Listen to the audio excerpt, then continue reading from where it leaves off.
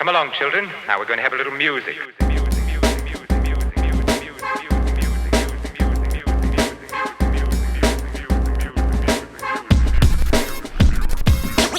What is up, guys? Welcome to First Cut. This is our review of The Lovebirds, a movie that was gonna be released in theaters through Paramount, but obviously, unfortunately, to COVID-19, this was dropped off to Netflix, something that Paramount has been doing actually a few times. I know at least one other time.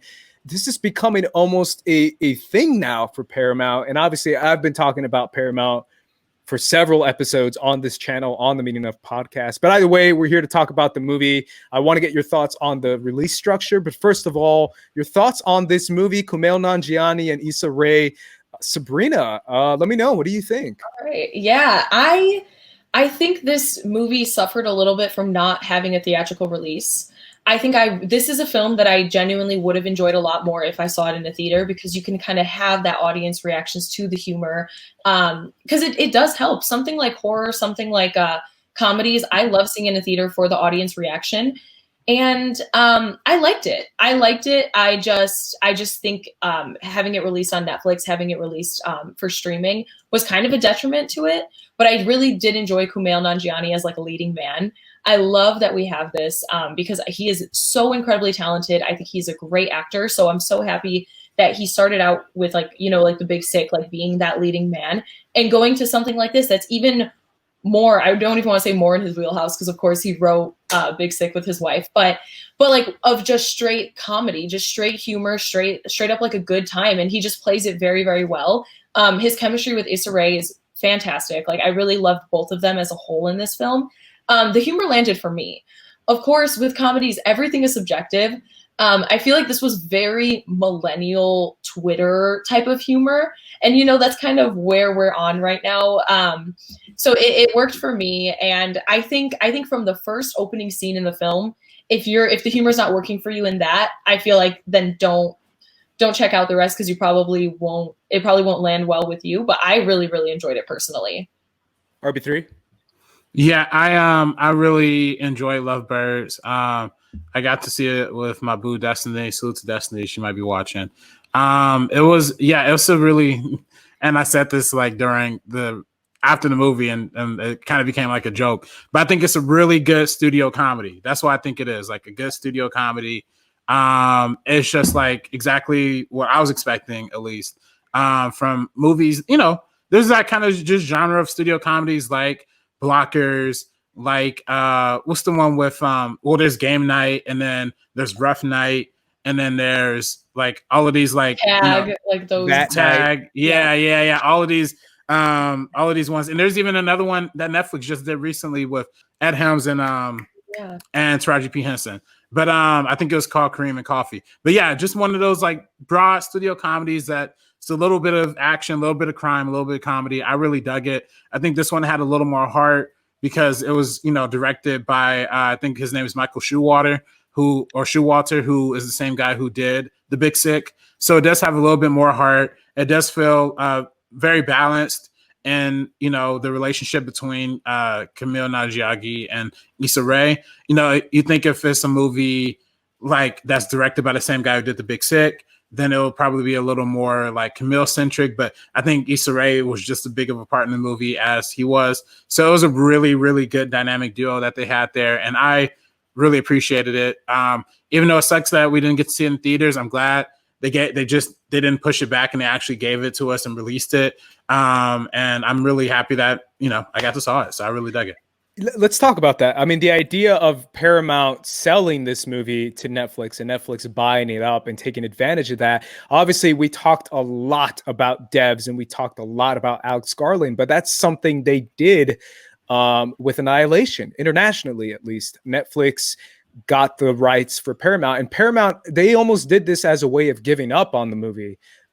Annihilation. They just were like, you know what? We don't want to spend any time advertising this movie internationally. Let's just sell it to Netflix, try to get some money back, and just kind of shrug. And that's kind of what they did here as well. It almost feels like they're tapping out of their own movie before it has a chance to reach an audience, or before it even has a chance to reach critics. Well, I wouldn't necessarily say that, only because they also did the same approach with Cloverfield Paradox when they gave Cloverfield Paradox a huge Netflix release instead of putting it out in theaters. I wouldn't say they're giving up on it.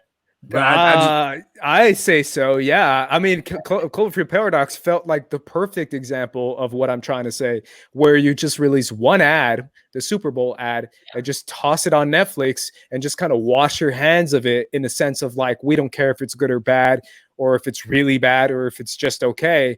We'll just throw it on Netflix, get it off our shoulders as far as marketing budget, because marketing budget's huge nowadays. Paramount doesn't want to pay that. So I think it is. I think this is another example of them just kind of tapping out and being like, we give up. We don't care. Here you go, Netflix. Let's try to win some money back. It definitely is due to the circumstances, 100%. I actually think this probably would have hit in a theater pretty well, like in terms of box office. But with everything that's happening, people had already been talking about Lovebirds when the trailer dropped in pre-COVID-19, or maybe like right at the start of it. I don't know exactly. But if you just keep pushing a release date, it's not New Mutants. People are going to forget about it. It's not going to be fresh in their mind. So it's kind of like you had to do this. I don't think they were like washing their hands necessarily. I do think Cloverfield, yeah, 100%. But Cloverfield and Annihilation, I feel. And Annihilation. And also something like Under the Silver Lake with Amazon Prime and A24, where they just kind of buried it because they didn't know how to market it. So they were just like, we're not going to. We're just going to put this on here and forget about it. But this one, I don't think it got that treatment necessarily. I do think more people are going to see it now that it is on a streaming service. It is due to the circumstances. This is something that we kind of always talk about because it's where everything's headed right now. We're confused. This is a very odd time for film, for people who talk about film, for people who make films. This is really odd. And I do think it's 100% due to the circumstances. I think this would have done pretty well in the theater. Yeah, I mean, it's that idea of like, what do you do with, like you said, RB3, a pretty by the numbers studio comedy, which is kind of what this is. Marketing wise, how do you handle that? Number one, especially when marketing nowadays is like not really the same as it usually is with COVID going on. It's not really billboards because no one's outside driving to see billboards. It's much more an online kind of atmosphere. And the idea of Paramount dodging the marketing budget of all their movies, because I'm going to push back on both of you guys, and I'm going to say, yes, it is, because I feel like Paramount's been doing this for years with all their movies, frankly. I don't think they've turned a profit for quite a while. I don't even remember the last time Paramount had a successful franchise. I mean, Mission Impossible is probably the last one, but where's Star Trek? Star Trek is dead in the water right now, Star Trek. Well, Mission Impossible is probably the only one they have, but look at all the flops they've had. But multiple. But this is the thing, though. Paramount's one of the oldest studios in existence, and they are still surviving by keeping the business model fresh. I mean, Paramount, I think, is owned by Viacom anyway. So Viacom, even though they don't have the most successful movie studio, and with Paramount right now, they do very well on television. I mean, BET, MTV, and all that stuff. What's unique about Viacom is that outside of CBS All Access, they haven't, and BT Plus technically, they haven't made their attempt at a streaming service, but they probably find it way more profitable just to do business with Netflix. And that's what they've shown. That's why they have the entire SpongeBob catalog on Netflix. That's why they have that's why they did, not even with CBS All Access, they released the Star Trek episodes on Netflix the week after they aired on CBS. Like, they want to keep a good relationship with Netflix because them, more than any other studio, and I think most studios are going to learn this pretty soon, that not everybody could do a streaming service, and Paramount certainly doesn't have what it needs to have a whole entire streaming service. So why not collaborate with Netflix, and why not just take the big bag and make sure that your movie is profitable instead of making these big gambles and big risk tumbling your studio same way Fox did? Well, I'm going to push back on that by saying tentpole movies are kind of what hold together a movie studio. Look at last year. Terminator is the biggest budget movie they had on their schedule, and it made no money. I actually like that movie, but Paramount basically lost money with Terminator Dark Fate. They had Gemini Man, which cost a ton of money, also made no money. Dora the Explorer cost money, made no money. Like, these are examples of movies that have been going on in Paramount year after year where they're spending millions and hundreds of millions of dollars. And now Transformers, I mean, the last one they had was Bumblebee, and even Bumblebee didn't do well. Is kind of the idea of Paramount losing out on franchises that is kind of supposed to be their moneymaker. The only other big budget movies they had in 2018 were Annihilation, A Quiet Place, and Overlord. And obviously A Quiet Place did really well, but Overlord didn't. So these are all examples of Paramount spending, I'm talking big budget movies, and realizing like, hey, maybe we should just sell it to Netflix. I don't know what you think, Sabrina. No, yeah, I agree with both of you. I don't think that was the case though right now necessarily. As I said before, I think it's just due to COVID-19. Sure. And and we've talked about it a little bit with Trolls and everything that's happening. So much like stuff is like shifting right now. It is insane, and it's just kind of trying to keep up with that. But yeah, Paramount as a whole, I don't think it was a win or a lose with this. I don't think they necessarily benefited from it or like lost out on a lot by selling it to Netflix, because we've seen those summer comedies kind of hit. Like Blockers did hit, Tag did, or possibly Tag hit, but Game Night, all of those kind of did. And I also think the star power with Kumail and with Issa Rae right now, I think kind of adds to it. I don't know. I see you. What? It's just that Kumail Nanjiani just had a comedy with Dave Bautista that flopped at the box office. So it also goes to show like maybe they didn't have faith in Kumail. No offense to Kumail. I actually love the guy. I think he's great. But maybe they don't think he's box office material to kind of hold his own comedy in a movie theater kind of way, especially after that flop with the Dave Bautista movie. I forget what the movie was called. Stuber. There you go. Yeah. But that movie flopped like hard. Yeah. But Stuber was, but that was bad timing too. That was bad timing that it came out. I think that was a big part of it too. And I think, listen, if that's what I think, listen, you're saying it's a detriment. I think it's great that a movie star doesn't necessarily have to be a box office star to still be a star. Obviously, they saw the algorithms and the money and the numbers behind something like The Big Sick that was an Amazon exclusive and went straight to Amazon. And that probably did big numbers on Amazon and did great for their growth. So Netflix probably figures, hey, if he does great in the digital space, because not everybody could do, some people could do big numbers digitally and online. Yeah. This is a win for Netflix. I'm saying if it's a win for Paramount, though, it's definitely a win for Netflix. I think it's a win for Paramount because Netflix probably paid them a big enough bag to make sure that this movie was going to be profitable, as opposed to putting it out in theaters or delaying it in theaters and it not make money. Which again, you're saying the Stuber movie flopped. A lot of Paramount movies are flopping. Just because to just give the movie to Netflix or sell the movie to Netflix, we're guaranteed to make money because they probably paid, the budget for this movie was probably $30 million and Netflix probably cut them 50. Like they probably got the money back. And some, and probably got some cuts. Now maybe because I do find it interesting that I haven't seen Issa Rae really tweet about the movie a lot this weekend, and I haven't seen Kumail really talk about the movie a lot this weekend. So maybe they're not really happy about it. He's talking more about Eternals. Yeah, he's talking about Eternals, and Issa's talking about Insecure.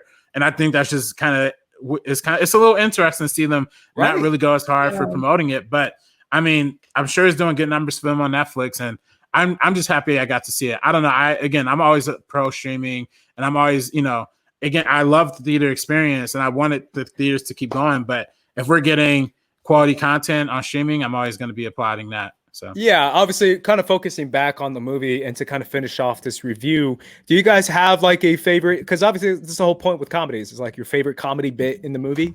I'll start with you, Sabrina. Yeah, gosh, there's actually a lot. I really, really enjoyed a lot of parts of this film. I don't want to spoil like the ending, even though this has nothing to do with the actual ending.